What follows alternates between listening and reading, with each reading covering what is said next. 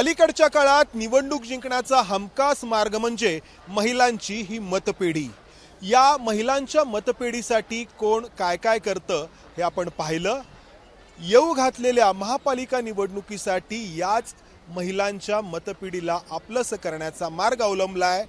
पुणे महापालिकेसाठी निवडणूक लढवण्यासाठी इच्छुक असलेले संदीप मते खडकवासला भागातील या महिला मंडळाला तीर्थाटनासाठी घेऊन निघालेले आहेत। हजारोंची संख्या आहे या महिलांची आणि रेल्वेनी ही सगळी मंडळी निघालेली आहेत। त्यासाठी ही सगळी तयारी आहे। गाद्यांचा हा भला मोठा ढीग आहे। प्लॅटफॉर्मवरती आपल्याला नजर जाईल तिथपर्यंत महिलांची ही गर्दी आणि या महिलांना जे काही साहित्य लागणार आहे ते साहित्य या ठिकाणी पाहायला मिळतंय। हजारोंच्या संख्येने या महिला या ठिकाणी आपल्याला पाहायला मिळत आहेत। आपण संदीप मतेंपासून सुरुवात करूयात। संदीपजी, तुमचं नियोजन काय आहे? किती महिलांना तुम्ही घेऊन चाललेला आहात? कुठे घेऊन चाललेला आहात? प्रभाग क्रमांक 33 खडकवासला शिवणे दायरी पार्ट असा आमचा प्रभाग आहे। पुणे महानगरपालिकेमध्ये नव्याने समाविष्ट झालेली 9 गावं या प्रभागामध्ये येतात।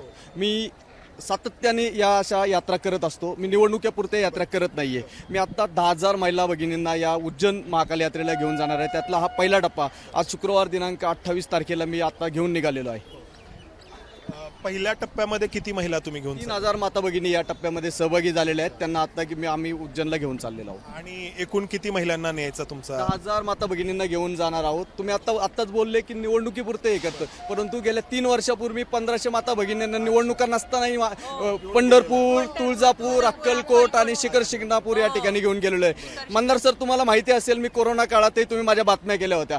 आम्ही जय भवानी प्रतिष्ठान आणि शिवसेना शाखा खडकवासला याच्या माध्यमातून 40 दिवस सलग आम्ही अन्नछत्र चालवलं होतं। त्यामध्ये साधारणतः 1200 ते 1500 महिला गरीब कष्टकरी वर्ग आमच्याकडनं मोफत आम्ही जेवण त्या ठिकाणी दुपारचं जेवण आम्ही मोफत ठेवलं होतं। आम्ही निवडणुकीपुरतं काम करणारे कार्यकर्ते नाही आहोत। आम्ही कायम जमिनीवर असणारे कार्यकर्ते आहोत। आम्ही समाजासाठी झटणारे कार्यकर्ते आहोत। तुमचं काम तुम्ही करत आलेला आहात, फक्त आता तुम्ही निवडणूक लढवणार आहात याचा मी संदर्भ दिलास या सगळ्या तुमच्या तीर्थयात्रेला।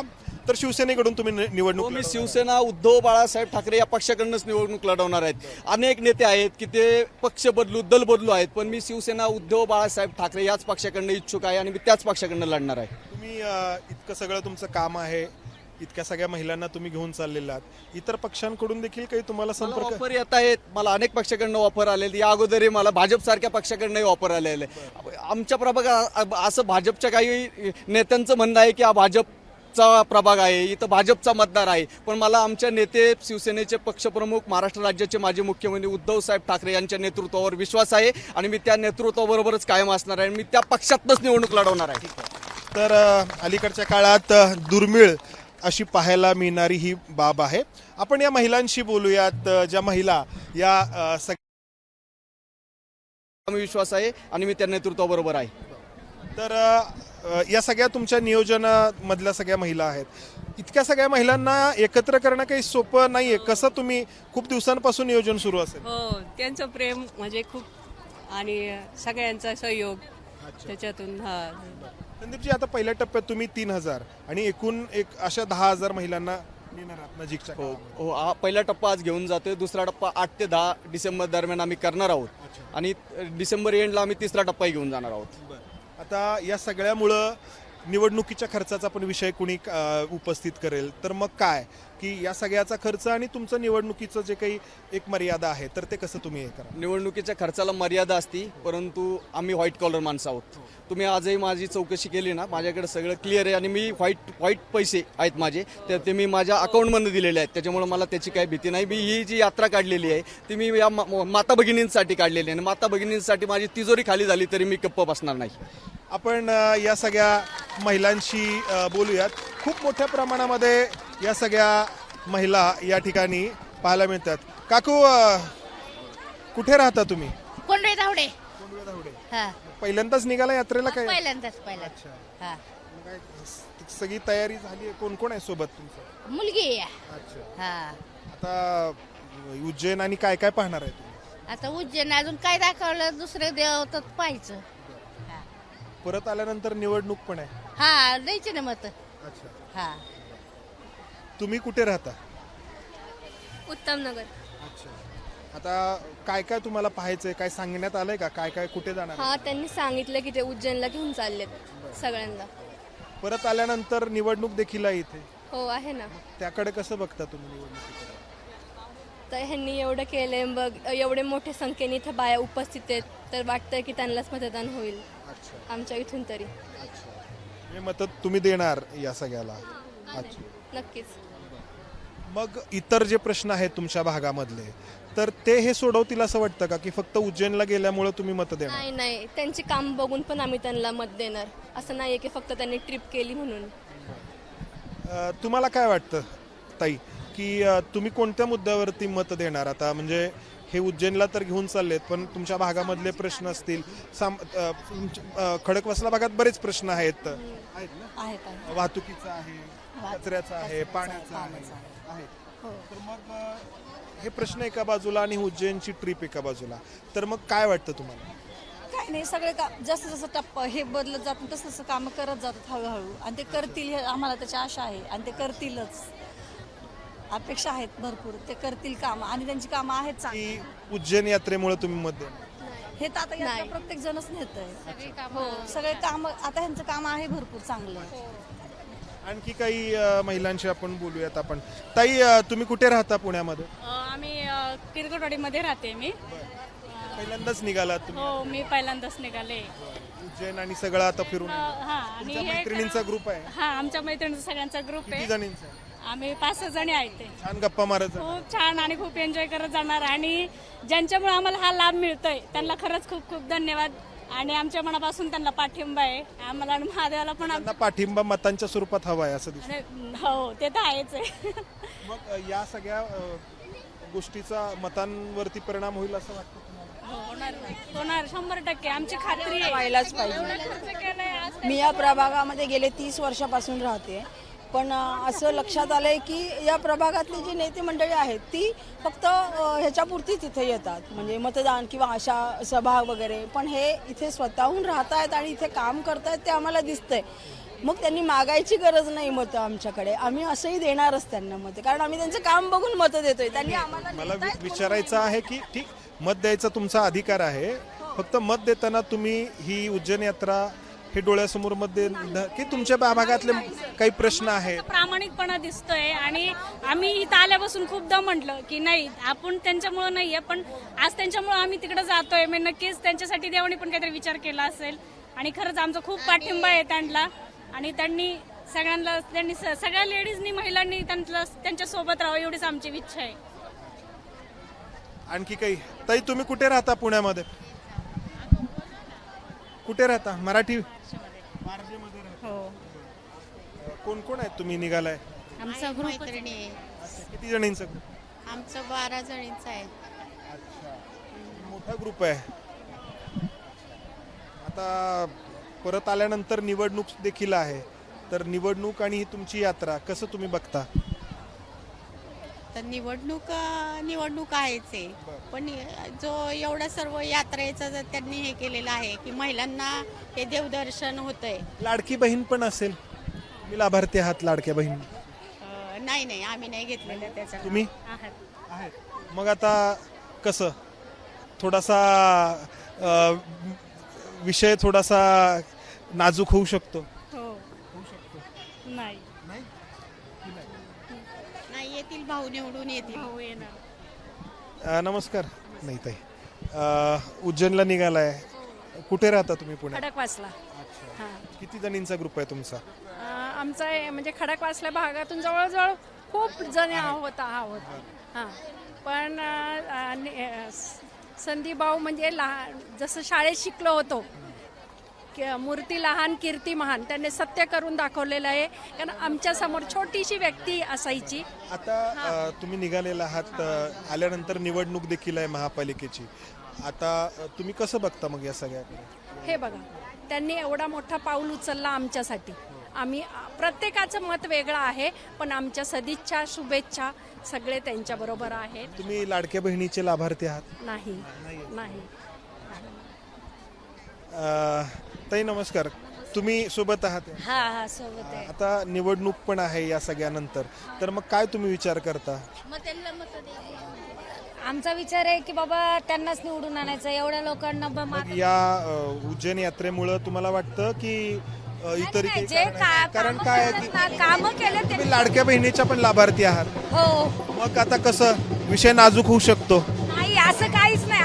असा गैरसमज असं काहीच नाही. नाही नाही नाही नाही. कारण सरकारचा दावा आहे की आत्ताच्या विद्यमान सरकारची ती योजना आहे, भारतीय जनता पक्ष आणि महायुतीतले पक्ष जे आहेत राष्ट्रवादी, आणि हे तर उद्धव ठाकरेंच्या पक्षात आहेत. असं नाही, त्यांचंच तर मेन आहे. त्यांच्यामुळंच तर आज आहे ना. महिलांना बाहेर जातात ते कशामुळं? त्यांच्यामुळंच ना. महिला बाहेर एकटे पडू शकतात हे त्यांच्यामुळंच आहे, बाकी ते सांगू शकत नाही. ताई, तुम्ही पण आहात लाडक्या बहिणीच्या लाभार्थी, मग कसं होणार आता? हे एका पक्षात, सरकार दुसऱ्या पक्षाचं, मग कसं ते? लाडक्या बहिणीचं काही नाही, पण हे आमच्यासाठी जास्त करतात ना, आमच्या भागातले आहेत ना हे. नाही, मग मला तोच प्रश्न विचारायचा आहे की अलीकडचा काळ म्हणजे ही निवडणूक नाही, आता जी विधानसभेची निवडणूक झाली, तुम्ही मतदान केलं, तर लाडक्या बहिणीच्या तुमच्या योजनेच्या आधारावरती मतदान केलं तुम्ही? नाही असं तर नाही. असं नाहीये. नाही नाही. आम्ही आमच्या भागाचे ह्याच्यावर तुमच्या भागातून कोण निवडून आलं? आमदार हे भीमराव दापके, कुठल्या पक्षाचे? ते भाजपाचे. भाजपचे आहेत. हा. कोणी तुम्हीच दिलं ना? असं सगळ्यांचेच मत आहे. आपण थोडासा कानोसा घेण्याचा प्रयत्न केला की हे महिला मंडळ कसं विचार करतंय. खूप मोठी गर्दी आपल्याला या ठिकाणी पाहायला मिळते आणि इथे शिवसेनेच्या नेत्या सुषमा अंधारे या देखील दाखल झालेल्या आहेत. सुषमाताई नमस्कार. खूप मोठी गर्दी आहे महिला मंडळाची. हो, मला सुद्धा आश्चर्य वाटतंय की ज्या पद्धतीने आमच्या दिलीप मतेजींनी हा सगळा घाट घातलेला आहे आणि एवढ्या सगळ्या म्हणजे एक वेळ 10, 20, 50, 100 लोक नेणं ठीक आहे, पण 10,000 लोकांच्या तीर्थाटनाचा संकल्प करायचा आणि तो सिद्धीला न्यायचा. विशेष म्हणजे आपण बघू शकाल की अगदी गाद्या गिरद्या सगळं म्हणजे तिथे गेल्यानंतर यांच्या अंथरूण पांघरुणापासूनची सगळी व्यवस्था इथून केली जाते आणि या सगळ्यांच्या मध्ये हा 3 दिवसाचा टूर आहे. म्हणजे मला असं वाटलं की फक्त ते जात आहेत आणि दर्शन करून येत आहेत, पण हा संपूर्ण 3 दिवसाचा टूर एवढ्या सगळ्या लोकांचा नेणं एका अर्थाने हा विक्रम आहे आणि तो विक्रम ज्या पद्धतीने आता त्यांनी ते करतायत हे काबिले तारीफ आहे. कौतुक आहे. ही जी काही ट्रिक आहे किंवा ही जी काही निवडणूक जिंकण्यासाठी एक मजबूत असं एक जे फाउंडेशन आहे ते इतर ठिकाणी पण वापरायला हवं तुमच्या उमेदवारांनी, काय वाटतं तुम्हाला? नाही, मी आपल्याला पहिल्यांदा हे सांगितलं पाहिजे की ही निवडणूक जिंकण्यासाठीची ट्रिक नक्कीच नाही, कारण जेव्हा निवडणुका नव्हत्या माझ्या माहितीप्रमाणे तेव्हा सुद्धा श्री मते यांनी अशाच पद्धतीने तब्बल 2,500 लोकांचं त्यावेळेला त्यांनी नियोजन केलेलं होतं आणि निवडणूक वगैरे काहीच नव्हती. त्यामुळे ही जी माणसं आहेत, उलट मला असं वाटतं की आमची सगळी जी मशालीची माणसं आहेत ना ती जरा मार्केटिंगला कमी पडतात. म्हणजे भाजपचं कसं 4 आणे की मुर्गीवर 12 आणे का मसाला ते खूप छान पद्धतीने सांगू शकतात. आमच्या माणसांना ते काम खूप करतात ग्राउंडला, मात्र त्यांना त्याचं मार्केटिंग करता येत नाही. आज सुद्धा कदाचित यांना खूप चांगलं मार्केटिंग करता आलं असतं, अजून कदाचित बॅनरबाजी सगळं काही करता आलं असतं. प्रश्न विचारला की तुम्ही इतक्या सगळ्या महिलांना घेऊन चाललेलात, इतका मोठा खर्च ते करतात, इतर पक्षांकडून देखील त्यांना, तर त्यांनी जे उत्तर द्यायचं ते दिलं. तुम्ही म्हटलं की तुमच्या स्वतःच्या पैशातून तुम्ही हे सगळं करता आहात, या सगळ्या महिलांना तुम्ही घेऊन चालले. बरोबर आहे. मी एका गरीब कुटुंबातून आलेलो आहे. मी गरिबी पाहिलेली आहे. मी कॉलेजला असताना मला बसचा पास काढायला पैसे नव्हते. अशी परिस्थिती मी गरिबी पाहिलेली आहे. माझ्या आईनी वडिलांनी अत्यंत कष्टातनं मला वाढवलेलं आहे. त्यामुळं मला गरिबीची जाण आहे आणि माझ्या प्रभागातील महिलांना कुठल्याही परिस्थितीमध्ये देवदर्शन घडवायचा आम्ही संकल्प केलेला आहे. त्यासाठी तुम्ही 100% केले. तर आपण पाहतो आहोत खूप मोठी गर्दी या ठिकाणी आहे. सुषमा अंधारे देखील या ठिकाणी आहेत. आणखी काही महिलांशी आपण बोलण्याचा प्रयत्न करूयात. सगळ्या गटागट नेताई नमस्कार. काय तयारी झाली सगळी? हो झाली. बऱ्याच दिवसापासून तयारी सुरू हो ग्रुप आहे. हो सगळं भरपूर गप्पा होणार आता. होणार. हसतायत बघा. सुरूच होता, मी थोडा अडथळा आणला. गप्पा चाललाच आहे आल्यापासून. हो. आता मग काय तुम्ही कसं बघता ह्या सगळ्या यात्रांकडे, येऊ घातलेल्या निवडणुकीकडे? म्हणजे मला जाणून घ्यायचंय की तुम्ही काय विचार करता. हा नाही तुम्ही छान वाटतंय म्हणजे त्यांनी एवढं सगळं हे केलंय तर चांगलं वाटतंय. मग मतदान करताना काय विचार करणार तुम्ही? मतदान करताना यांनाच करणार ना. तुम्ही लाडक्या बहिणीच्या पण लाभार्थी असणार. हो हो आहे. मग कसं काय बघा, ते हसलं बघा, ते हसलं आहे का, ते हसलं कारण त्यांना अडचण लक्षात आली होते. नाही पण